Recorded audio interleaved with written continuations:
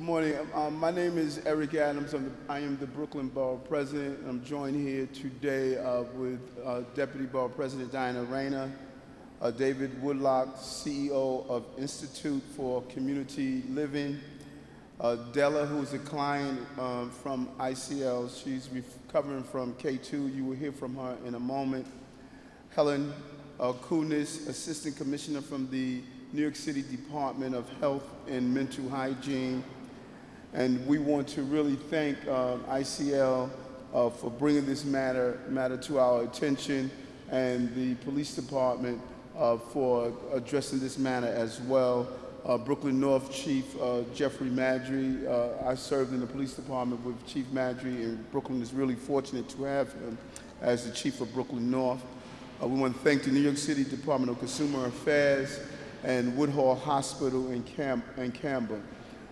I think the most important thing that we are hoping to stress to everyone today by hearing from a victim of K2 is that this is not a recreational drug.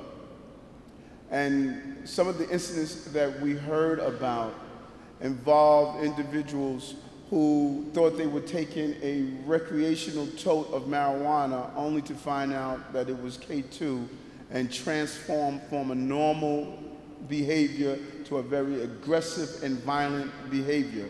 So the danger is not simply for individuals who purchase K2.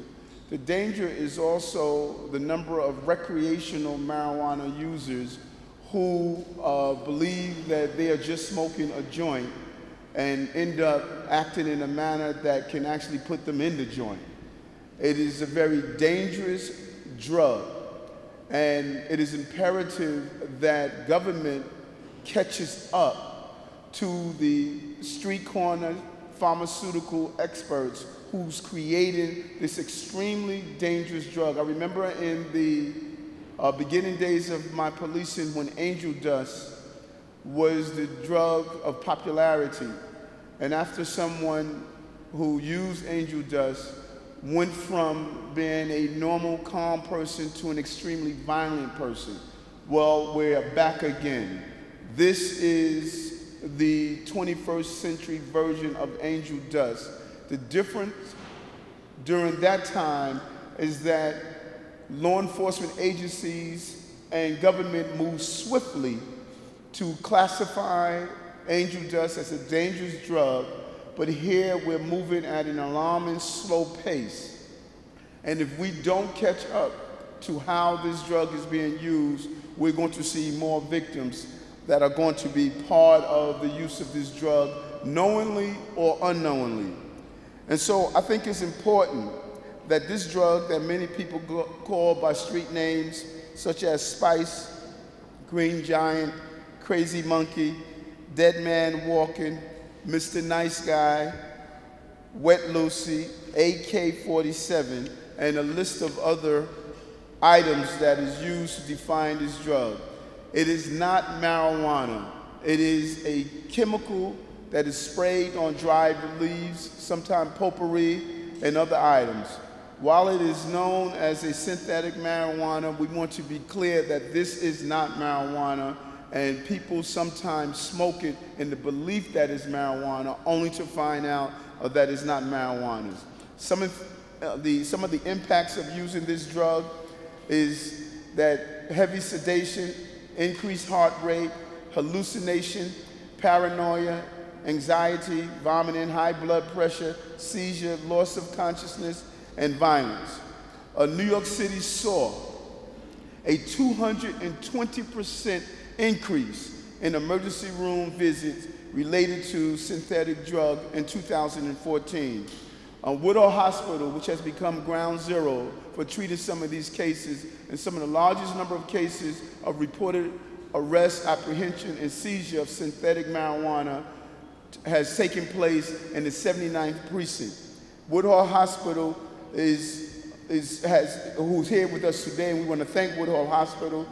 They have seen a spike of 3 to 6 K2 related emergency room visits a day. 3 to 6 a day.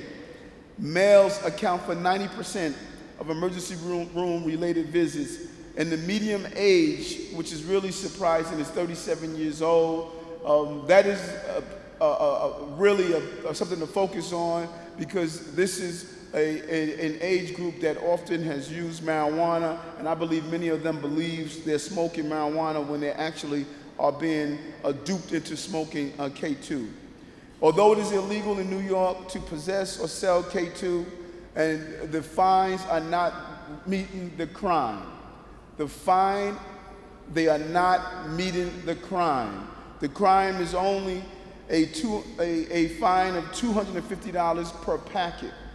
Of those who participate in criminal behavior, they weigh the scales of justice is more to determine if we're using equality when we decide crimes and penalty. Criminals use those same scales to determine if they're going to participate in a crime, if the penalty is meeting the crime. And $250 a packet is something that many of them are able to take the risk to do. We are urging residents in New York to call 311 if they report seeing synthetic marijuana in any stores. But most importantly, we're urging the Drug Enforcement Agency to use their emergency scheduling authority under the Controlled Substance Act to add synthetic marijuana to the controlled substance list, banning any and all chemical combinations that are similar to K2 illegally. Senator Schumer, to his credit, has been a leader of this call for the state and our nation. We need the DEA to catch up and follow suit.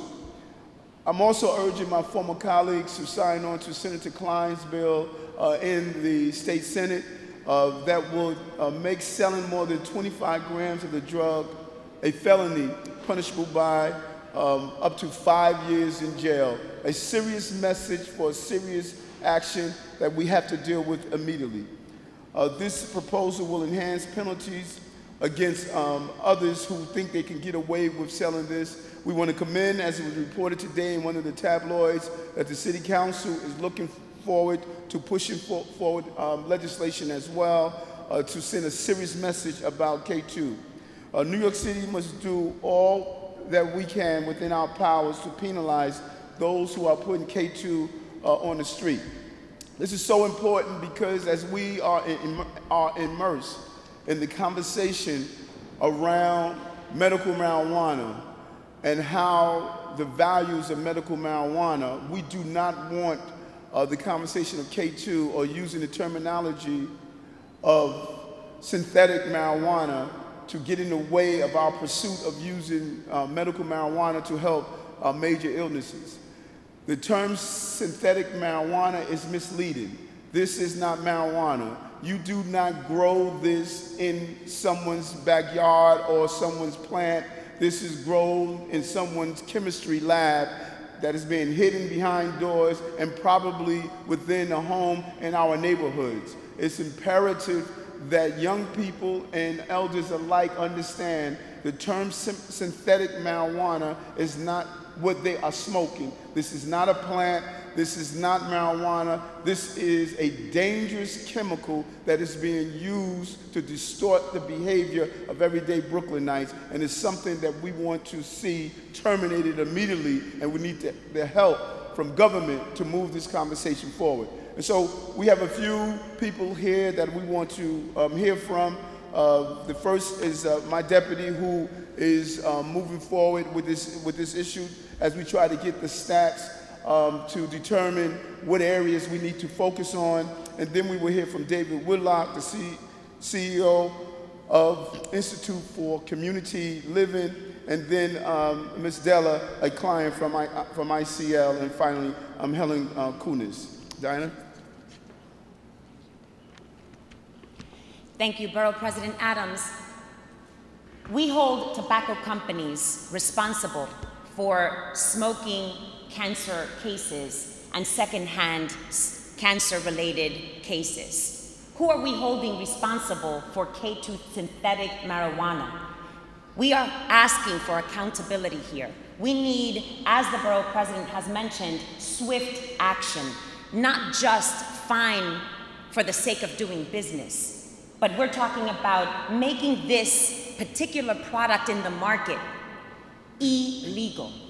There is a loophole here that merchants have found and have attached themselves to. We know because along Broadway and Myrtle Avenue, in that intersection alone, we have a methadone clinic. And you see the increase in traffic of zombie-like individuals. I say zombie-like because we hear the complaints from neighbors asking us, pleading with us to do something about it. Because on their way to work, to go to the train station, they have to walk and go around each one of these individuals because they're scared. They don't know what they're capable of.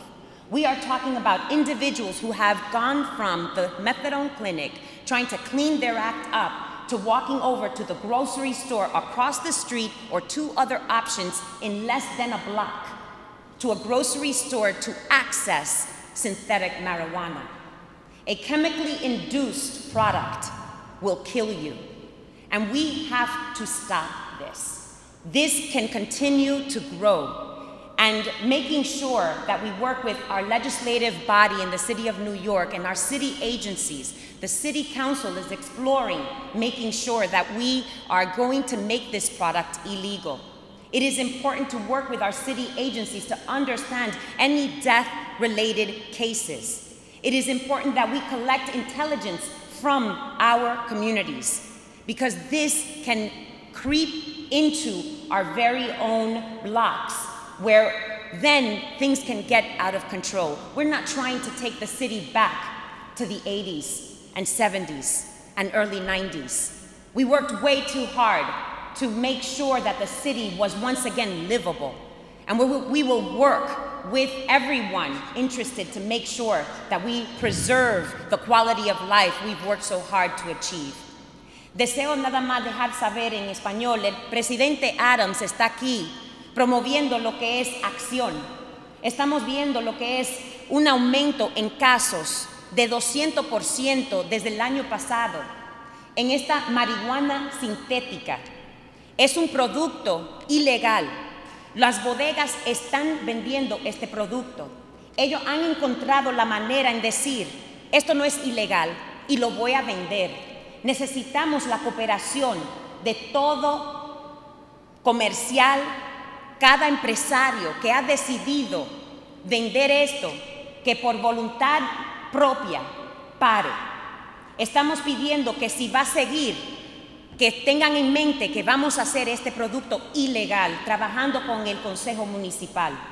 Que entiendan que esto está matando personas y nuestras comunidades. Y queremos preservar la calidad de vida que hemos tan fuertemente trabajado en asegurar, y no queremos volver a los años de los 80s y 90s, a donde estaba moviendo lo que es la droga, destruyendo comunidad y personas iguales. Gracias. Thank you, David.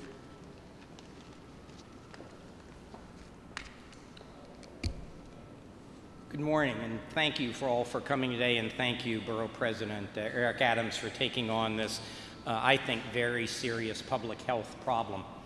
My name is David Woodlock, and I'm the Chief Executive Officer of ICL.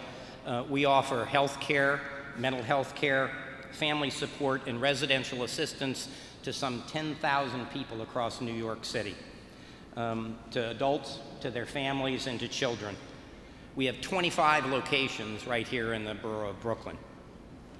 As a national leader in pioneering effective solutions for people with serious mental illness, we work every day to help people struggling to overcome enormous life challenges. K2 is just one of those.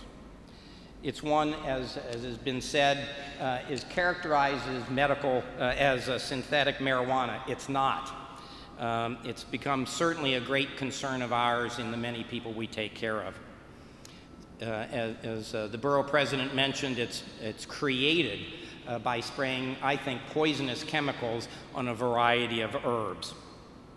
Although it's marketed as safe, this intoxicant, which skirts the edges of legality, is all too accessible in our communities. It's sold over the counter at small, independently owned groceries and delis, innocently displayed adjacent to chewing gum and energy drinks. But it's not benign.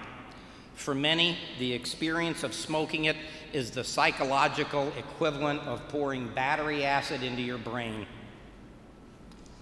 Virtually no two batches of this stuff are alike, but the results are never positive. Typical effects include seizures, hallucinations, increased levels of anxiety, and frequent suicide attempts. People with enormous burdens in their lives who are often more susceptible to substance abuse, such as the individuals in many of our programs, are tempted by these substances. They think they're safe alternatives, but instead the potential impacts are magnified. Dr. Jeannie C., one of our wonderful psychiatrists at ICL, stresses that K2 and others like it can in fact worsen a person's mental illness, make users less responsive to their medications, and turn previously non-aggressive people aggressive and dangerous, those struggling from mental illnesses and those who are not. During the month of May alone, we called emergency medical services for K2-related issues 25 times. This was for both some of our clients and for homeless individuals we found on the street near our numerous clinics and residences. On a monthly basis, beginning as far back as the early part of the year, we've averaged 15 to 20 emergency room trips with our clients related to K2. ICL joins Brooklyn Borough President Eric Adams and others to support the growing demand for harsher penalties for those who sell this toxic drug. I'm very pleased also to say that ICL has in fact made some progress. Our staff is developing comprehensive treatment approaches to address these issues with our own client population, and we're finally getting ahead of that curve for those individuals. We've come up with treatment plans to help those dealing with addiction and are working closely with those clients to stress the hazards that ingesting these toxins can cause. Just as essential when dealing with any class of substances like this, which changes almost monthly, we're partnering with community on education and awareness initiatives to help everyone in the neighborhoods work together to confront and reverse the impacts of K2. But let's put a human face on this story for a moment. I'd like to introduce you to Della, a client with us at ICL, who has in fact used K2 and can tell you about its negative effects, how detrimental the substance is, and her proud personal accomplishment of her recovery. She's managed to maintain sobriety and sustain her recovery for the past 8 months. Della?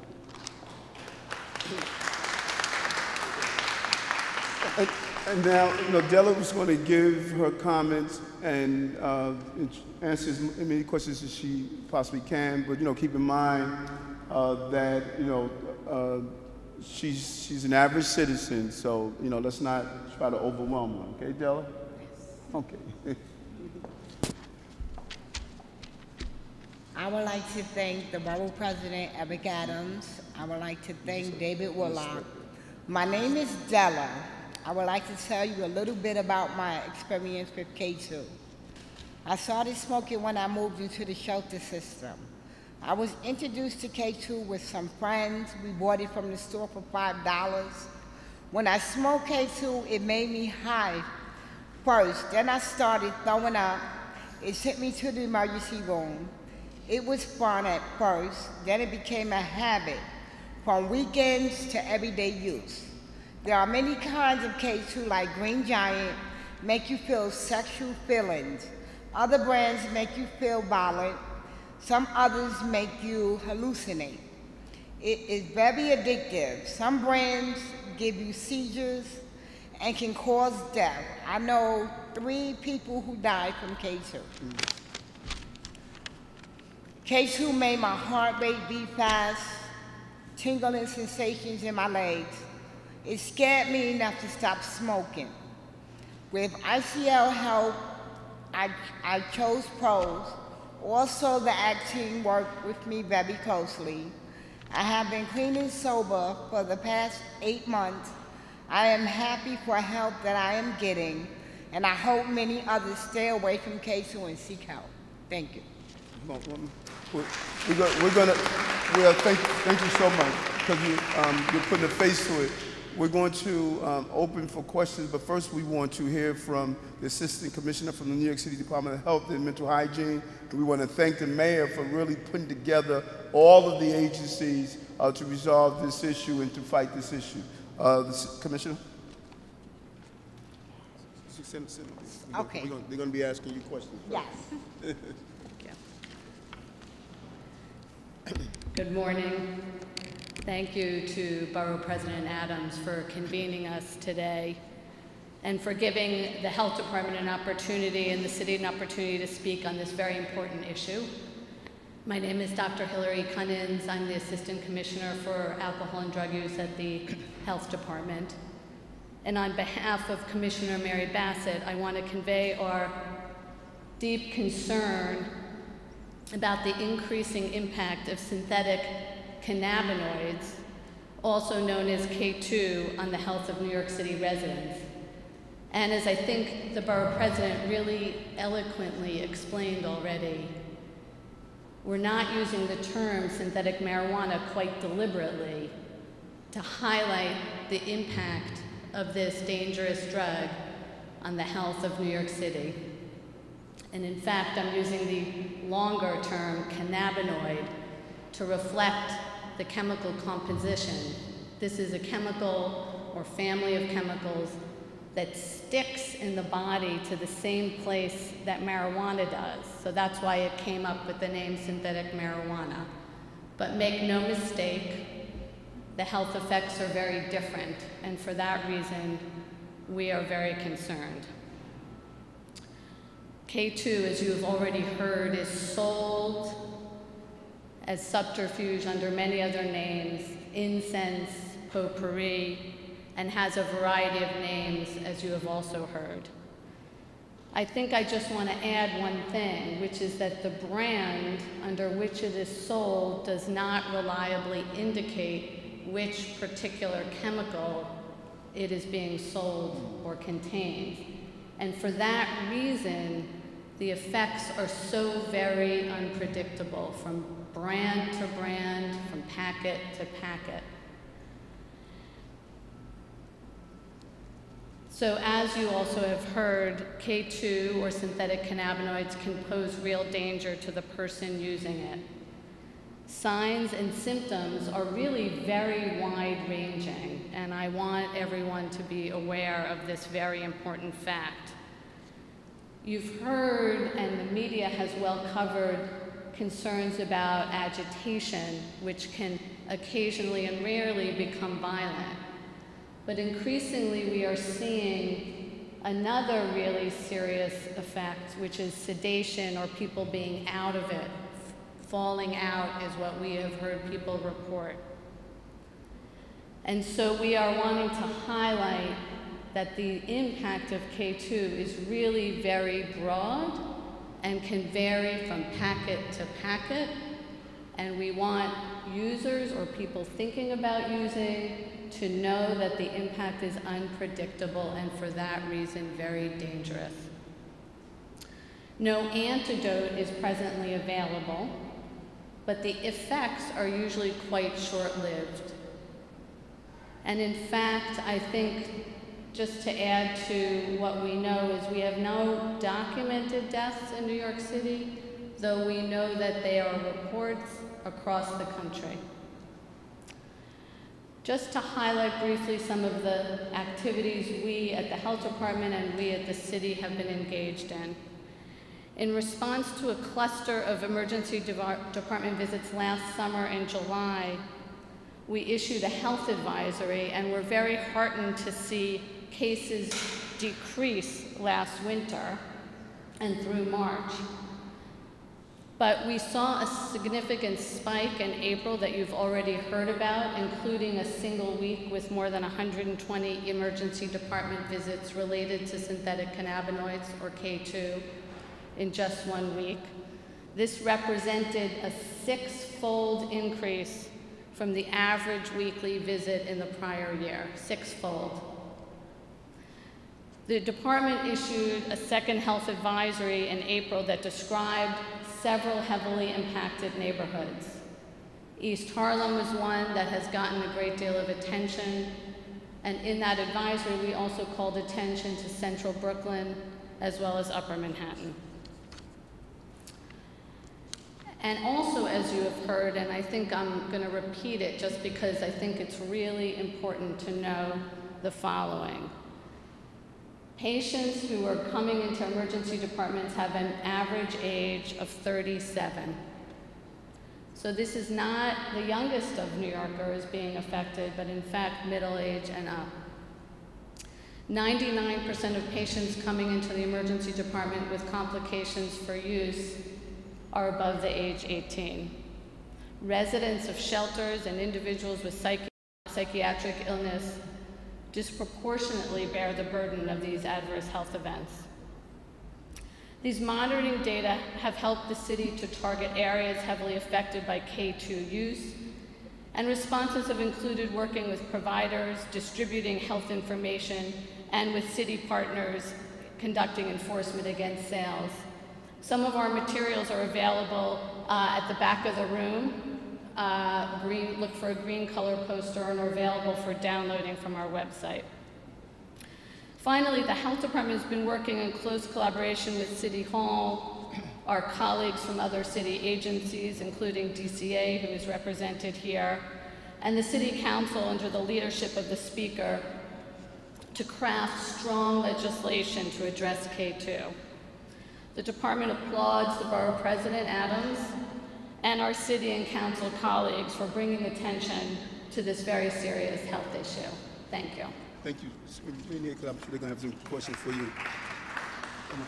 You know, I think it's important to point out when you look at the packaging, how it really focused on some of the colors, some of the animated appeal to give the impression that this drug is not harmful. People respond to things that are visual, and it's sold near the candy in a city that has been on a pursuit to deal with mental health, and have this product sold around shelters and other places where there's mental health disorder.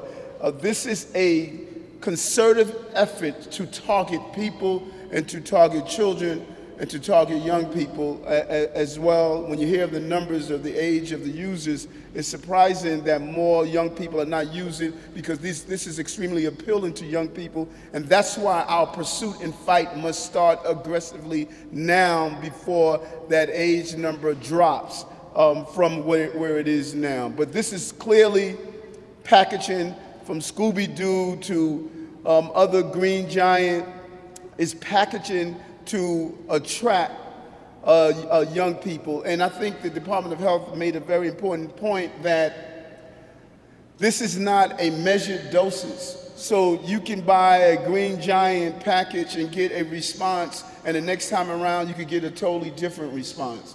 You know, these are not licensed chemists that are under FDA rules.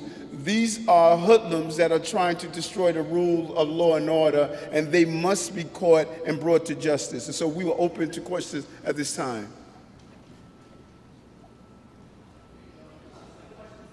Yes. Della, get behind the mic, Della. Okay, no problem. Yes.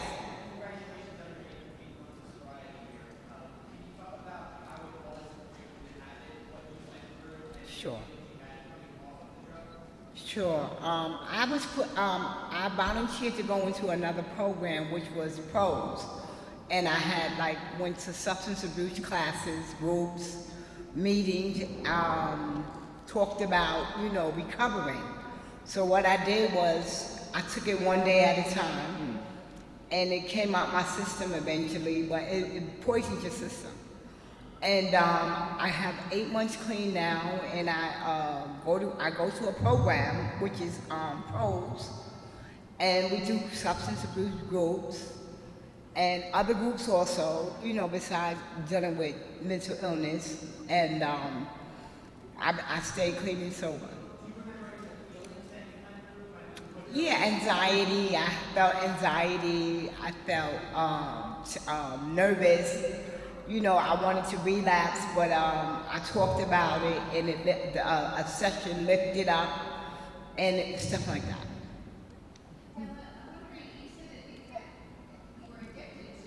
Yes. Because the funniest thing about it, when I started smoking, I smoked for fun. And I got high, but it made me so sick. But I didn't know the effects that it was doing to my body. So I kept smoking, and then I finally got sick off of it. And I winded up in the emergency room.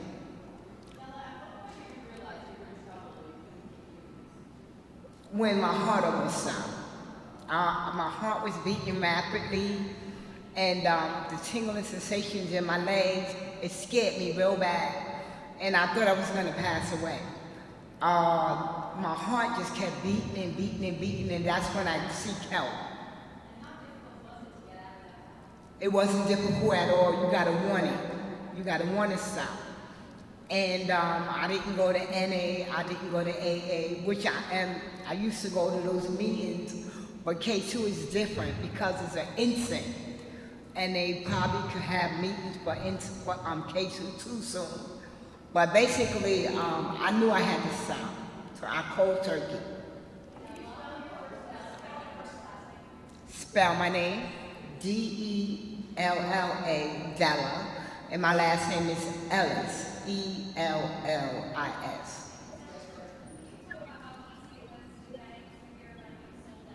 Well, basically, it's all over the neighborhood. It's everywhere. It's an epidemic. And they sell it in the stores. My friends had it, and I would smoke with them, but at first, like I said, it was fun. And then I became addictive. Then I winded up in the emergency room. Then I knew I needed to get some help about it. Hold on, one moment. Because that was an important question. Yes. Where are we finding it? Is it in the drugstore, grocery stores? Are Grocery stores on the corner? Are they selling it on the corner? In the bodegas. Yes, they sell it. $5, some places $7.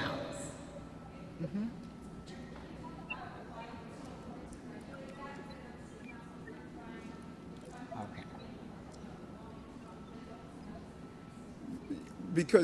Because what we are finding, if it's that open, as we say, the colorful package, is important. The chemists they're altering their product, you know, to stay ahead of law enforcement, and they keep slipping through the cracks. And so by clearly making it illegal to sell and possess, but at the same time, it's important to raise the penalty so those who are selling it understand the cost that is going to invoke if you are selling an illegal product.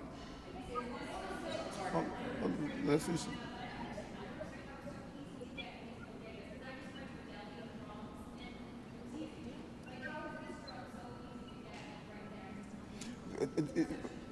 Right, and I think that's a good point, and that's why I wanted Della to talk about how easy it is accessible. We need us a heavy enforcement. The police are doing a great job of being there to enforce, but that's why we're calling on the public. If you see K2 sold in there in your grocery store or bodega, it's imperative that you immediately call 311 or call the police department so they can come in and take action.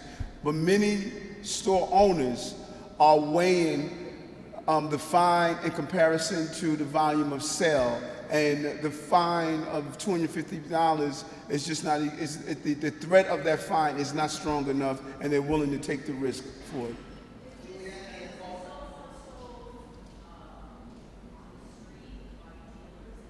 Well, basically, some people buy a bag of K2 roll-loose joints and sell them single.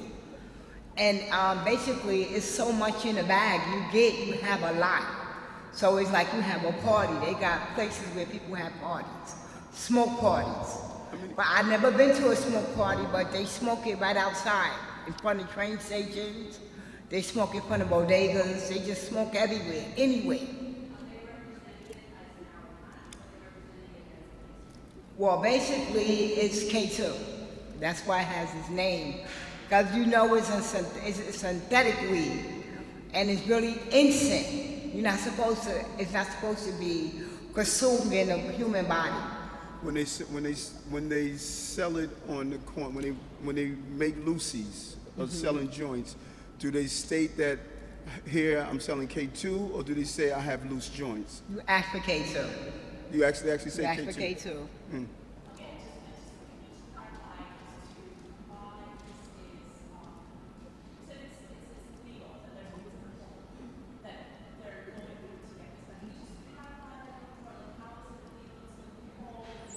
Department of Health, you want to come and tackle that? Someone want to tackle that?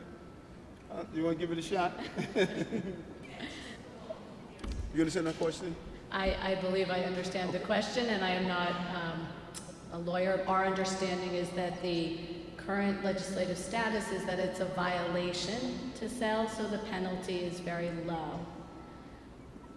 There are a number of legislative opportunities, which you've heard about today, that would increase the barrier to selling on the part of individual owners.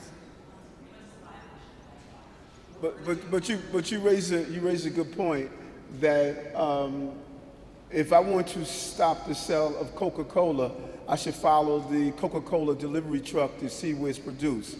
I think that part of our initiative should be not merely to go after the bodegas, but let's follow who's delivering to the bodegas so we can get to the source of the problem. But closing down a bodega or finding a bodega is really going after the glass is already full. Let's go to the tap, and that will be part of our conversation.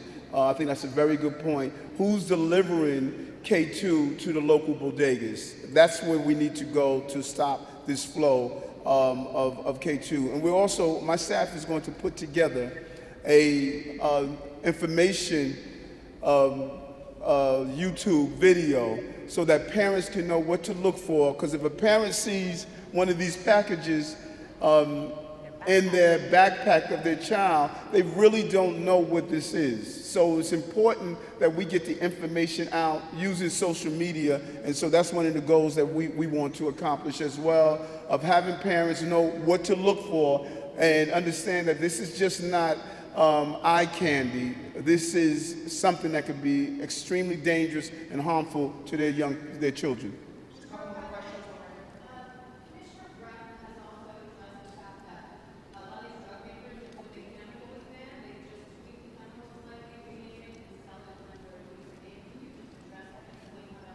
Yes, and that's why our laws allow the broad definition of a particular act to determine if it's criminal behavior. And so what we are discovering based on our research is that some of the chemists, when the laws outline a particular description of using the chemicals that they're using, they tweak it to change the chemical makeup.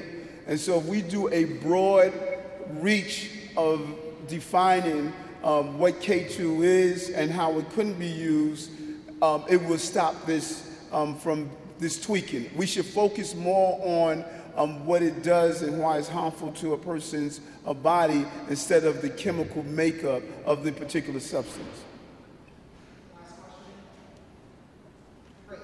Thank you. Thank you.